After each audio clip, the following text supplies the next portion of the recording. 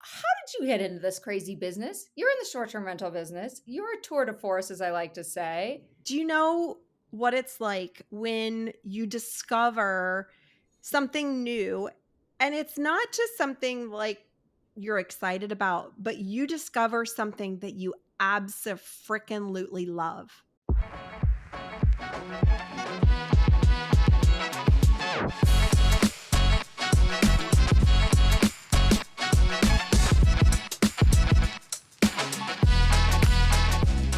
Stacey St. John. Hello, fabulous female. How are I am you? so good. I'm so excited to be here with you, and I'm gonna say you're a fabulous female. Oh, well, thank you. Thank you. I take it, man. It's like who knows? This is probably going to air on a Thursday, but it's Monday morning for us. So you gotta talk about being fabulous, right? Like right off the bat, you're like, we are fabulous. Amen. Gotta And own it's okay to own that, right? 100%. Yes.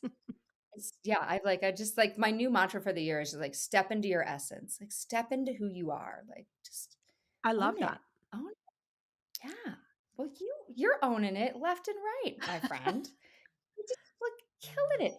For folks who don't know, how did you get into this crazy business? You're in the short-term rental business. You're a tour de force, as I like to say. So, like, just I need an origin story. It's like Wolverine. I need the origin Okay, story. I love this. I will try to keep this as succinct as possible, but I got into the short-term rental industry really about 3 years ago, back in 2020. Good timing. Good Thank timing. you, in the heart of COVID.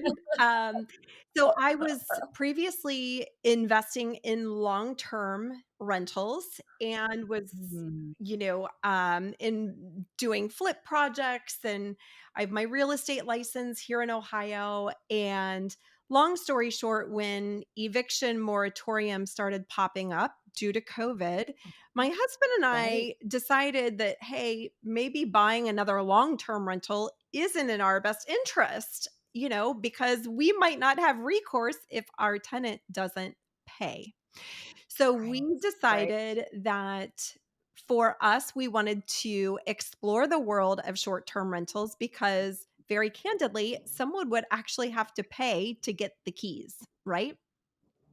Right. Right. Very good point. And we bought our first 2 properties in Myrtle Beach, South Carolina, and realized, Oh, number 1, we love the fact that we have vacation rentals at the beach, and number 2, oh darn, we have to take tax deductible trips to the beach to check on our properties.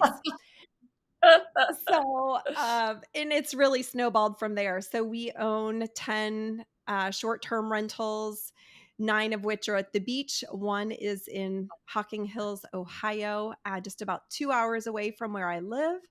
And then I have a boutique property management firm down in Myrtle Beach, and doing co-hosting here in Ohio. And it's definitely snowballed into something that I could have never dreamed of a couple short years ago. that is so yeah, that sounds like that, as I like to say, escalated quickly for It you. did. You're like, "Let's just dip our toe in. Let's see what it's like." And then okay, all right. So talk to me a little bit about scalability because yeah, like how quickly did you go from property 1 to property 2? Like did it really truly Yeah. domino or were you kind of like slow and steady about that Oh, approach? it definitely dominoed. We bought and rehabbed 8 beachfront properties in our first year. Oh my And god. You are so much braver than me. well, That's real It wa bravery. it was so fun. I found that I absolutely loved it, and candidly, I was doing this while working full time in the corporate world from 10, Oh and, my gosh. I live in Ohio, so we were rehabbing properties 10 hours away from where we live. Um, Yes. so one might call me a little crazy, actually. Well, I was yeah, again, brave and crazy, same, same, same.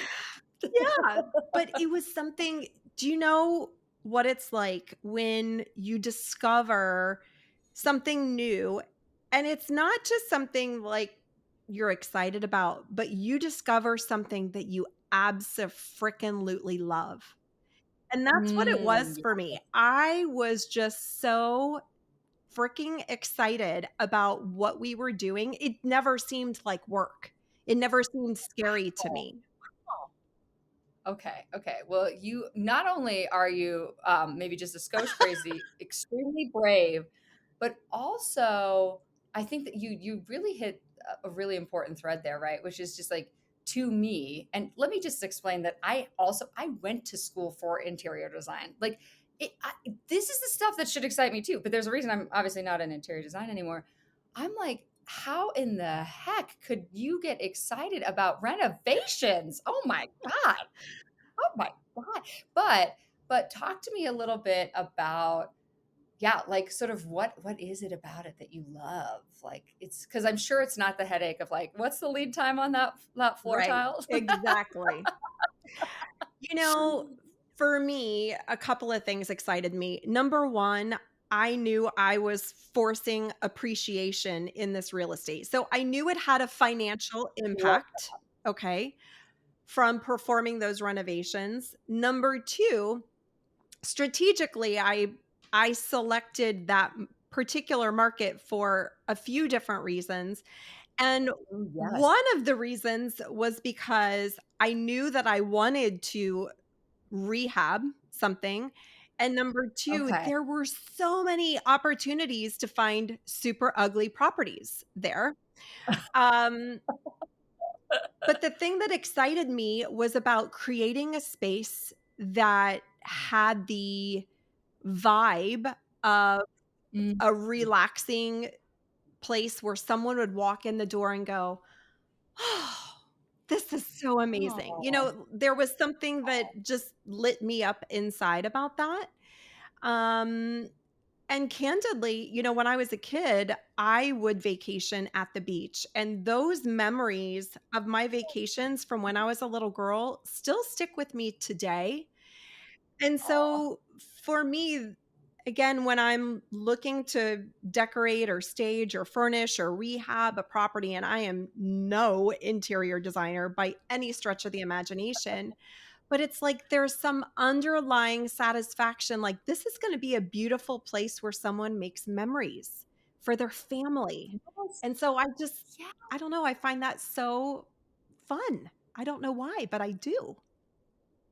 I okay, there are so many good amazing like just nuggets takeaways that I think are so important and I think can translate into anyone's sort of strategy for becoming a short-term rental investor and you know sort of host rentalpreneur. I think I'm always trying on the right term. I'm like, what do we call ourselves in this business? It's so hard to figure out.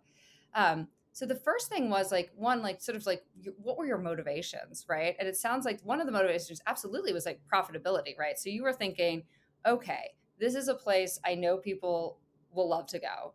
I know that I can actually get you know into this market, you know, buy something that you know is affordable to me, and then I can help it appreciate over time very nicely. And then secondly, I love this sort of like head and heart component of it, which was like you just were like I know in my heart of hearts that this is an experience that I want to deliver for Mhm. people, right? And so like so it was also very people centric. You're like I have fond memories of the beach. I want to give other people those fond memories.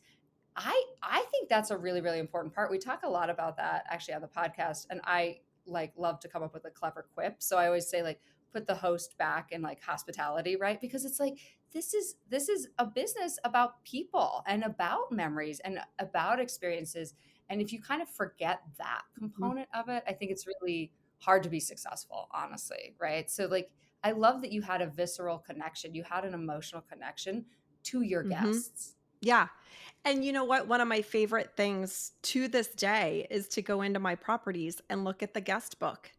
You know, see Oh, what people write about their experiences there because that makes it all worthwhile. Not to say that the financial aspect isn't rewarding and not to say that the teams aren't rewarding, but when you read in a guest's words about the fond memories they have from staying in your place, you know that those memories are gonna stay with them for a lifetime, right? And it gives me Yeah. goosebumps just talking about it because it's like, that is so cool.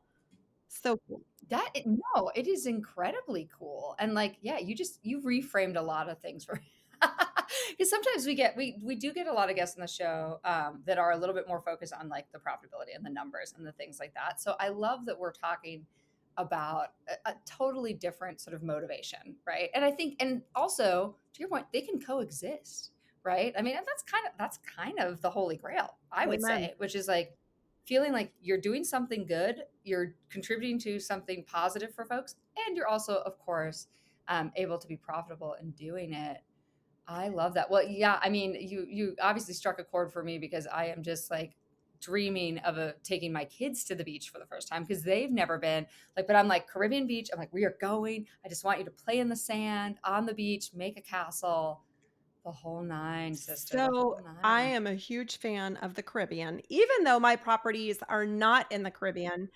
My first fun fact, my first trip to the Caribbean, I actually won on Wheel of Fortune. I Stop know, it it. was so fun, but I won a trip to St. Croix, and it Oh was my God. magical. It was so beautiful, and it was at that point I said to my husband, "Why are we flying to Hawaii and spending 14 hours traveling when we can spend 2 hours on an airplane and be in the Caribbean?" Because it is just as Yeah. beautiful, in my opinion. It's Oh, gorgeous, so, 100%. yeah. You gotta 100%. take your kids to the beach, okay? Yeah, well, trust me, I'm gonna go look at your properties and get us on that one too, because I wanna stay at one of your places. I know I'm gonna be treated well. Amen. So, I coming back to that scalability thing, one of the things that, like, strikes me and it's interesting because I think there's definitely a debate about this, right? Which is just like, again, do you go for a place that maybe you have an emotional connection to? And like you were saying, you're like, oh, darn, I got to go down to Myrtle Beach again, right? Or do you go for a place that's just going to like look good and make sense by the numbers? But what I'm also hearing from you is that like, I'm guessing why you were able to scale so quickly in one location is because once you got that first house under your belt, you had your contractor, you had your sources, you kind of knew what the Mhm, vibe was, and you were probably creating a brand in mhm, the mhm. process. Yeah, I absolutely. I think number 1, we very specifically chose to lean heavily into one market because, as we all know, it's not easy to find good people. And Yes. by leaning in and choicefully leaning into a singular market, it was easier for us to really, really build a team that was what I consider best in class. And candidly, sometimes it takes going through the folks who aren't best in class to find the ones who are. And because we did choose to lean heavily into that market, we could get economies of scale where, you've got an inspector that can look at all your properties. You've got maintenance folks who can do all of your properties instead of having to go to a singular market here and find an inspector and a maintenance person and HVAC and plumbing and Right. electric. I mean, the whole shebang, right? So Right, right. I was doing all this while I was working full time. And so it also was just a little bit easier to lean into that singular market, quite candidly.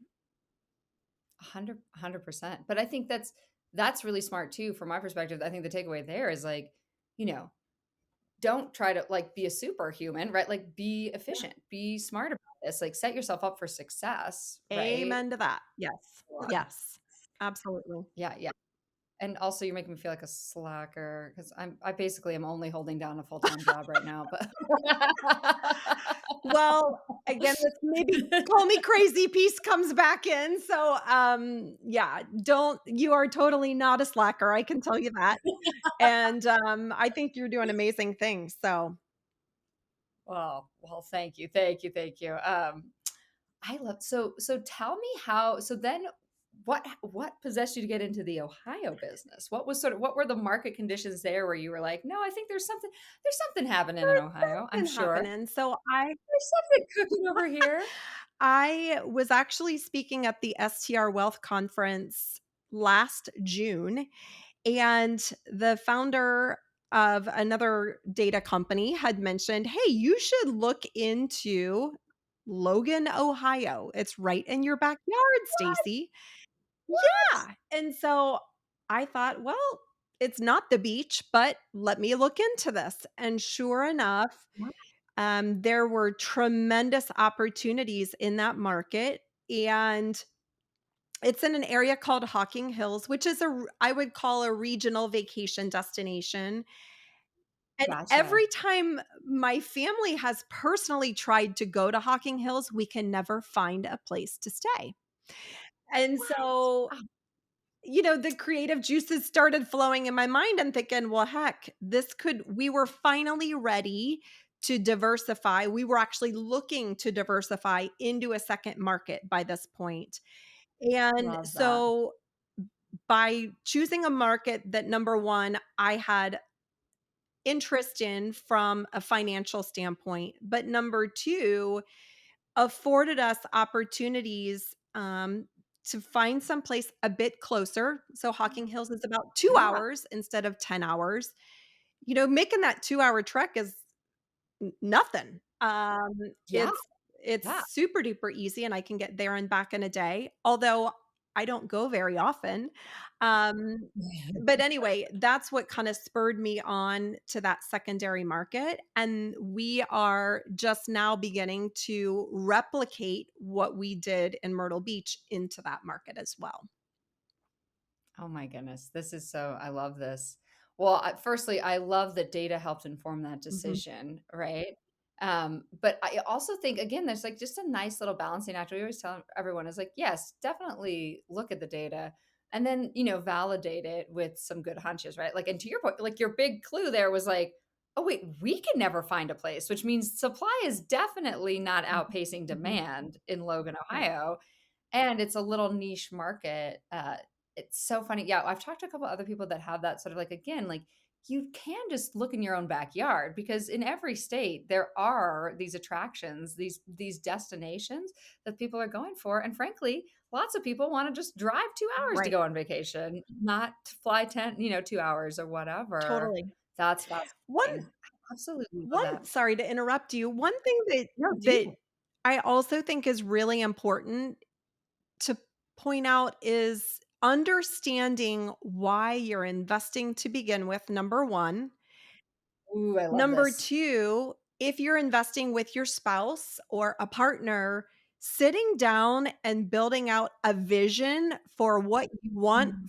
from your investment portfolio in 5 years is really important, because then once you have that, then you can reverse engineer what that looks like. Mm, A lot of people, I believe, obviously, a lot of people fall into this, right? They have this rental that becomes a short-term rental, but there's no reason why we can't then, if we're gonna be in this industry, sit down and really, really think about what we want from this business, and then once we establish what we want, then we just build a plan to achieve that. yes, that's great life Mhm, advice, period. Yes, I think that is so I'm glad you bring that up because we always like jokingly because it did seem, I think, especially from the years of 2020 to 2021, 2022, that folks kind of like they really, some people were like, oh, this can be a passive income, right? Like I can just list whatever property I have, or I've got an ADU or something like that. And then what we were joking is like, what do you do? And you're like, oops, I accidentally am now like a host. Like crap. Like I'm like this is a lot more than I thought it was, mhm, right? Like now what?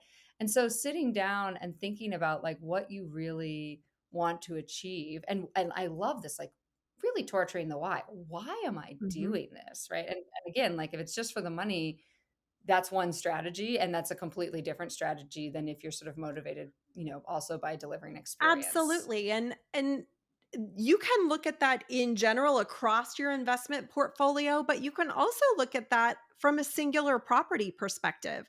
And a I very, love that. very relevant for me. We've got some great friends who I always tell people we've peer pressured into buying real estate.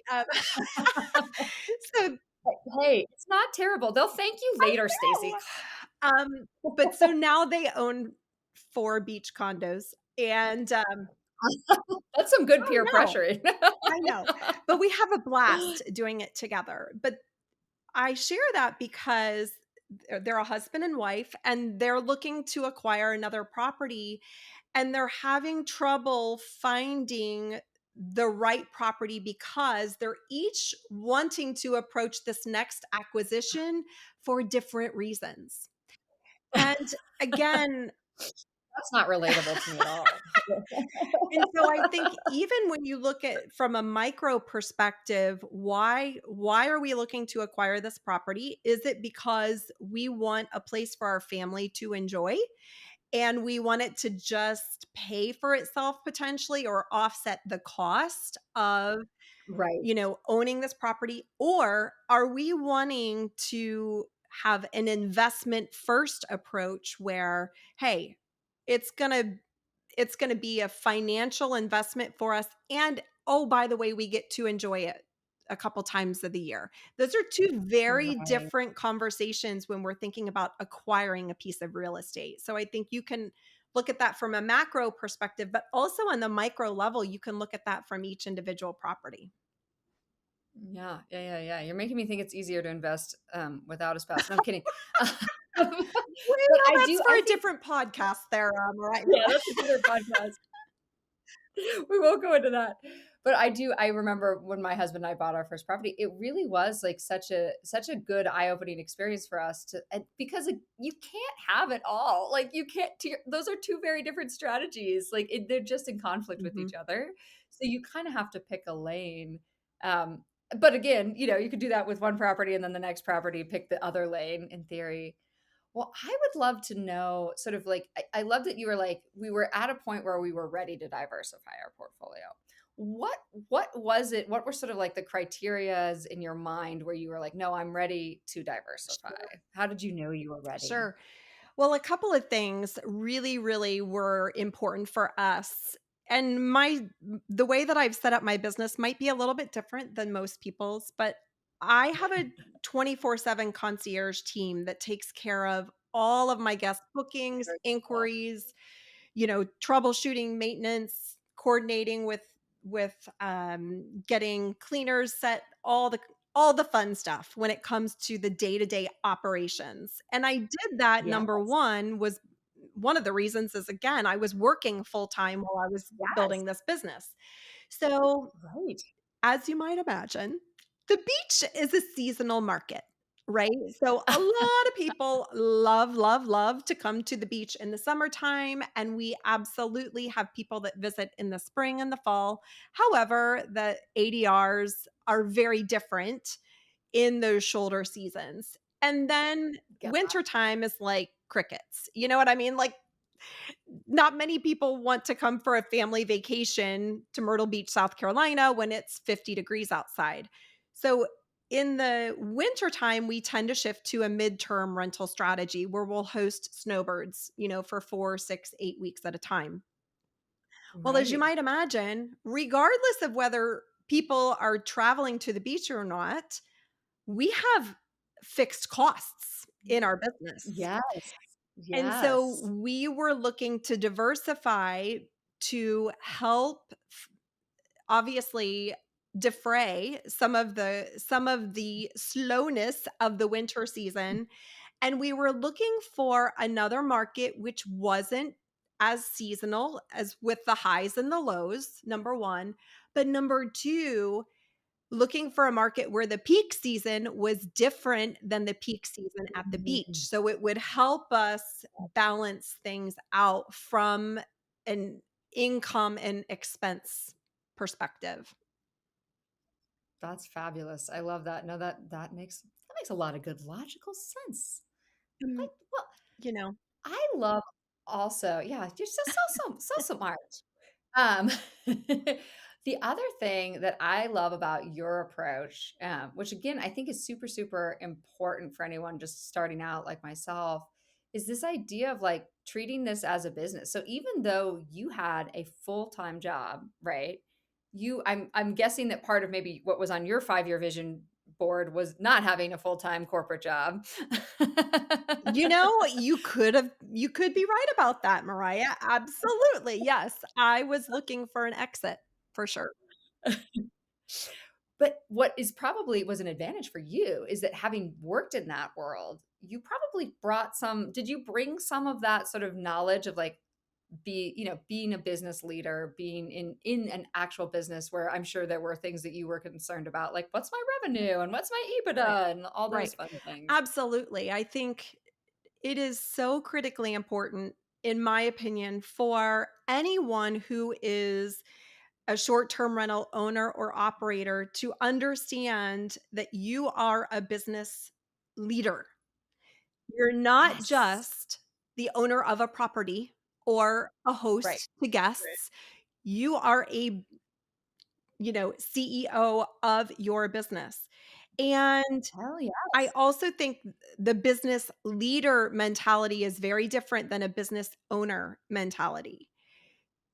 And so Ooh, tell me more. I just think that, again, I could be a little bit crazy about this, but in in so many ways it's easy for people to do just enough to get by, even in a business Mhm. setting, right? Where it's, "Hey, Oh, I'm 100%. gonna I'm gonna be fine with making my numbers," or "I'm not gonna lose money. I'm doing okay." But when we think about ourselves as business leaders, that number one puts a different spin on even the way we think about ourselves and our day to day. Number two, Yes. behaving as a business leader. What do successful business leaders do? Well, they make decisions based on data. They don't make decisions on a whim. Now, making swift Mhm. decisions is oftentimes really important as a business leader, but it's also really important to make data driven decisions to be strategic in what we're doing.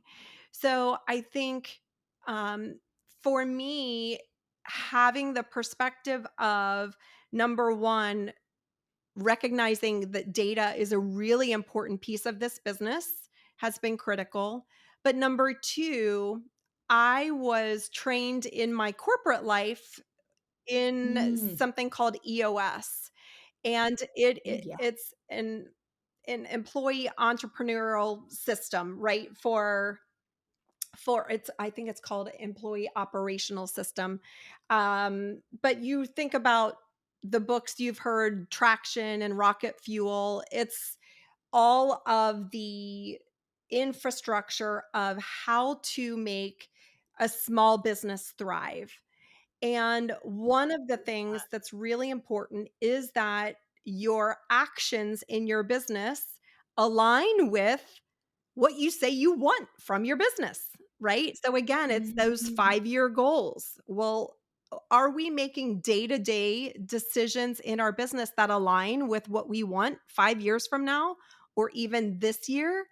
So again, it's all about, in my mind, taking that experience from the corporate world and actually applying it to my own short-term rental business. So that's been super fun. I mean, it's a creative way for me to think about, being a real estate rentalpreneur. Um, but it's something I love too. So I could talk about this stuff for days. I don't want to bore your audience. Wow. Highly unlikely that you're boring anyone right now. I think this is so great because again, not everyone may have the advantage of having been in a corporate setting like you did, but what is great is that, I always like just draft off of other people's I'm like cheat off of other people's homework, right? Like you've been through it, and you're bringing some really solid frameworks to your process that anyone, whether they were in a corporate America or not, can adopt. And so I love this concept again of sort of like make sure that your actions are matching your intention, right? Or the impact matches its intention. Um, And this idea of data, I think one of the things that, we always encourage folks to do is like, like do a quarterly business review of your properties, even if you only have one, and like understand, exactly how much is going into it, right? How much you've invested into it and what is the return on that investment, right? Even down to like, okay, here's my ADR, great, cool, but like what does it cost me per Right. night to Right.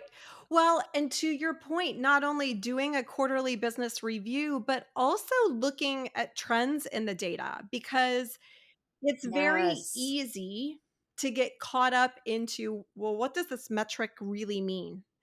And Mhm. it's, I think, a bit difficult when we're looking at a metric in a moment in time.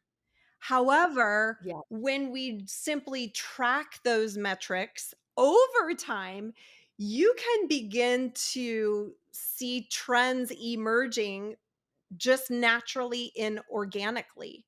So, establishing a best practice of tracking data in your business and simply throwing it onto a spreadsheet, right? And then Oh, coming back and revisiting that spreadsheet to look at seasonal trends or year over year trends, or how is my ADR tracking this year versus last year versus last season. Again, once you have the data, there's all kinds of fun stuff you can do with it. But the first oh step my is start tracking the data. right, right. Step Step 1 one. is oh, yeah. Well, and I think you're totally right, and thank you, of course, for talking about that on our data podcast. Love that. So the trends over time is what is really important to us at AirDNA too, right? Because like, yes, if you have data on your property, it is going to be accurate. Like 100%, you're going to know. But generally speaking, when you're looking at macro trends, right, you're going for a certain level of air that is acceptable, right? Like that's just sort of like data 101. But what you're really trying to track, in addition to the absolute number, is the trend over time. And so have things changed? And I love this idea of like year over year, right? And it's particularly because you have to kind of look at like 2018, 2019, 2020, 2020, 2022, where it's like, whoa, whoa, whoa, whoa, whoa. Like we had experienced in this industry so much astronomical growth, both from demand, but also from supply, right? And the problem is, once people know there's a good thing going on, a lot of people hop on that bandwagon. Yep. So for us, the recommendation we always make is like just get one step ahead, Mhm. right? Because like I always joke, I'm like, by the time I'm ready to invest in a market, like if I'm just looking at like the signs and like reading the travel blogs, whatever, it's too late. Like, you know Right. what I mean? Like if I'm trying to invest where I'm vacationing, I've already missed the boat. Like I love it. which is why, like sort of the riches are in the niches is what I like to I love that. say. Um, so very, very interesting. And then this idea, to your point, I love this idea of like, yes, definitely looking at ADR over time, but looking at like your booking window, your booking lead times. And then for us, what's so important is to get out of your own echo chamber and to look at your comparables, right? And at your Mhm. competition and say, okay, like what is their booking lead time? What are their ADRs? And how am I leaving money on the table? Did everything else get booked a lot Right. higher than I was pricing? Or did I overprice and now everyone else is booking Right. under and I'm just like now not even getting the Well, and I occupancy? think too, when you have those data trends and specific comparisons with other properties in the market, you can begin to have more strategic thoughts and conversations if you are managing other people's properties. So, as an Yes. example, we do, shameless plug for AirDNA here, but we, Thank you, thank we you. do have all of our properties loaded into your system so that we can see how our occupancy compares with our comparables in our market. How does our ADR look compared to other properties in our market? How does again, your booking lead time? So for me as not only an owner of real estate but also a licensed property manager where I'm managing other people's properties, if there are certain nuances about that property that I know are Mm, are holding that owner back from achieving what they want financially, by having data right. at our fingertips, I can show them what I mean. Hey, and I just, again, had this very real conversation with a property owner recently where there are opportunities for her to make her property, I believe, more beautiful and more of an experience for her guests. And sometimes Right. having, it's that's more of a feeling or a gut instinct, but Yeah, yeah, yeah. by being able to show her, this is how your one-bedroom property is performing. These are 5 other one-bedrooms in our own portfolio from which we have staged and built this aesthetic, and guess what? They're bringing Yes. in 30% more revenue every year. How can I Love help that. you get there? Right? So then it shifts the conversation, and it Yeah. allows you to bring solutions to the table, if that makes sense. It makes perfect sense. I love that. Yeah, it takes the objectivity out of it, right? It's not just like, oh, Stacy's telling me she wants me to invest 3,000 or $10,000 into this property because she thinks it needs to look more beautiful, which, on surface level, you're like, what's the value of that? You're like, well, let me tell you what the Mhm. value is. It's that you're going to make 30% Right. more, right? You're going to make that, you're going to get that return on investment. And yeah, I mean, if you don't know who's listing right next to you, right? Right. Like, you can't really figure that out. Oh my goodness, Stacy, I love this. I could talk to you all day, as you know, but I'm not going to torture you. Oh, I just had Natalie Palmer on, and we decided the slogan was like, "This podcast is not torture." okay. I am glad that we are not torturing each other, but I could talk to you all day too. So there you go. I love it. Well, I would love to play one quick game with you that we play with all of our guests. And then, of course, I want people to know more about how they can get more of your wisdom and your frameworks and the way that you've sort of built your business. Again, guys, draft off of Stacy's experience. You don't have to do this alone. You don't have to reinvent the wheel. So, Stacy, the game is who, what, and where. Uh-oh. And the first question is, it sounds like you're good at games. You've done Wheel of Fortune. I'm not worried about you. You got this. You got this. Um, who, apart from yourself, would you recommend folks listen to for inspiration or read? Who else in this space is sort of like offering some kernels of Oh advice gosh. that folks might find useful? Let me ask you the rules to this game. Do I have to just share one person? No, firstly, there's no Okay, rules on this good. podcast. But I like that you asked the rules. This shows that you're a good game player. I love it. Okay, so a couple of ideas that come to mind are I love the Thanks for Visiting podcast. So Sarah and Annette, they're just such Yes, fabulous resources to folks. And again, I believe them to be in alignment with what we've just talked about, having a good 100%. business sense, but also having a heart at the same time. So definitely Sarah and Annette. I think that getting Love that. plugged into hospitable hosts, which are Mhm. now 2 books. I was a co-author on the first book. They are getting ready to release the second book this month, Very or cool. this spring, I should say.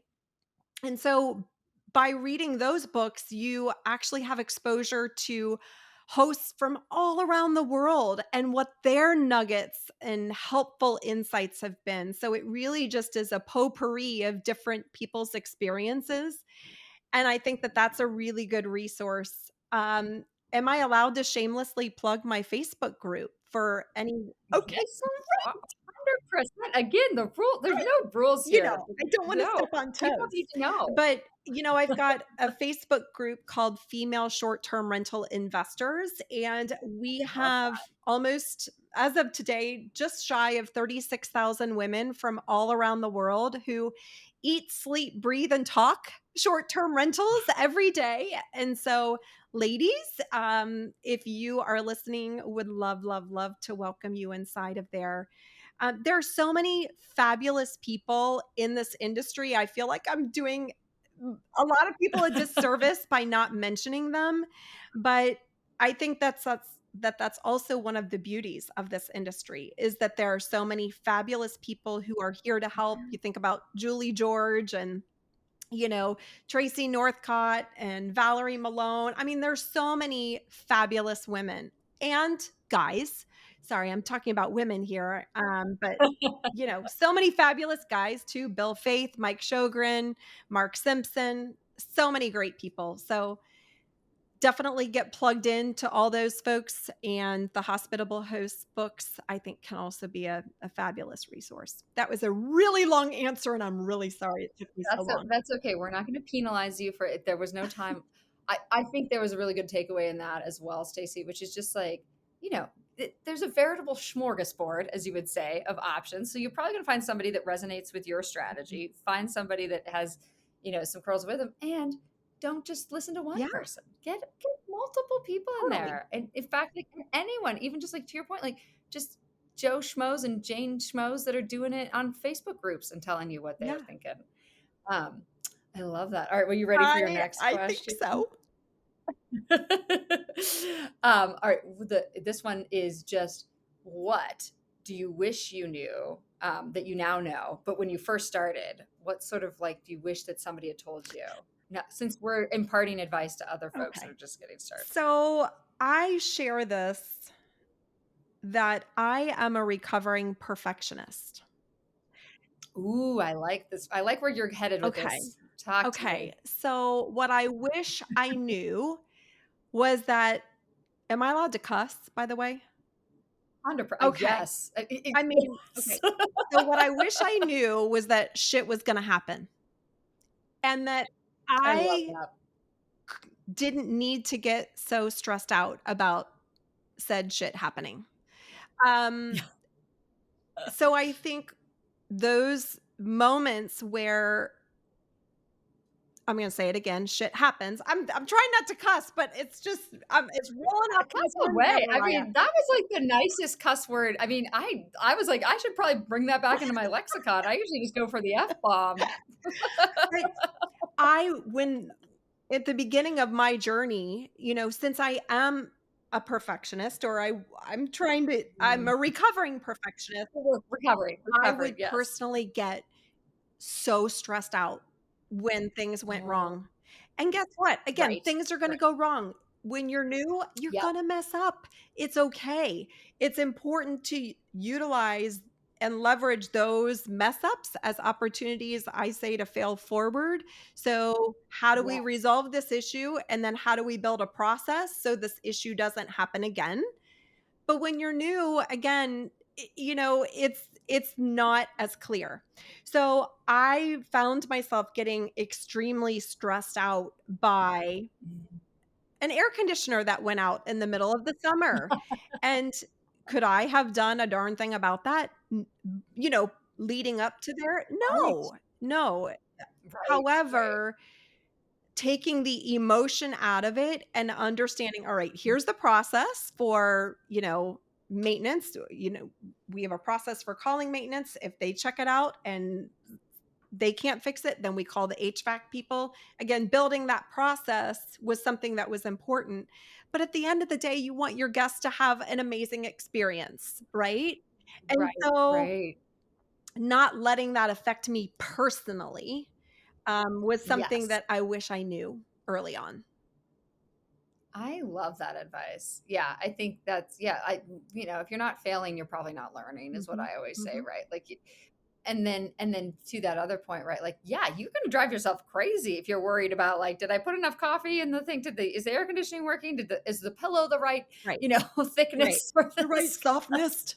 That's right. Yeah. Yeah, like, yeah, you're going to drive yourself absolutely nuts. So you do have to kind of separate. Okay, that was a great Okay, answer, good. I Stacey. cussed I 3 just times, I'm so sorry. well, it was the same word, so Okay. that it Okay, doesn't good. I count. If got it's buy the one, same get word, 2 it's right. free. Is that how it rolls? I Uh-huh. love that. 100%. 100% how it works in my house. Oh, I love it. All right. Well, this is the last Okay. question, which is if you were to go back in time into your hot tub time machine, where would you have invested?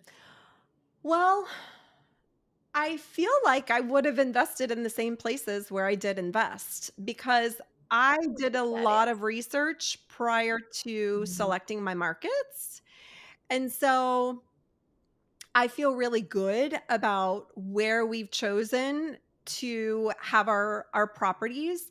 However, if money were no object, and I like that question okay, too. I was going to say, if money were no object, I would have a place in the Caribbean, because again, I love looking at that water. The color of the water in the Yeah. Caribbean is something that I believe everyone should experience. It is so incredibly beautiful and not something you can really describe without seeing it. So I So would love to true. wake up and look at that regularly.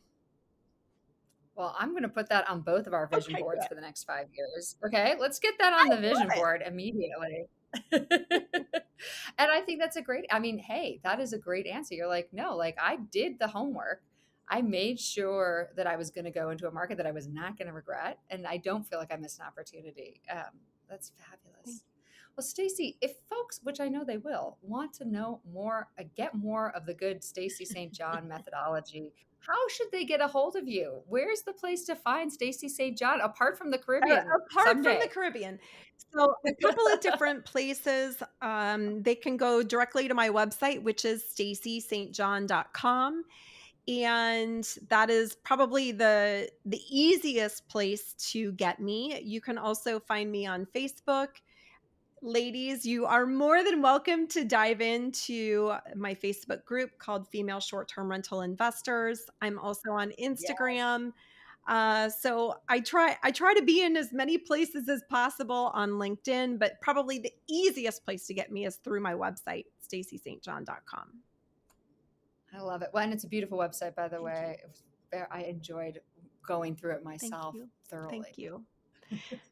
Stacey, this has been an absolute pleasure. Thank you so much for joining me today. So many good pearls of wisdom for anyone, no matter where they are in their journey. I think, again, like whether you're just trying to get into one market, figure out what you want to do there, or if you're ready to diversify and you're trying to like sort of hedge those seasonality ebbs and flows, lots of great things from Stacey St. John. So thank you so much for Thank joining me. you.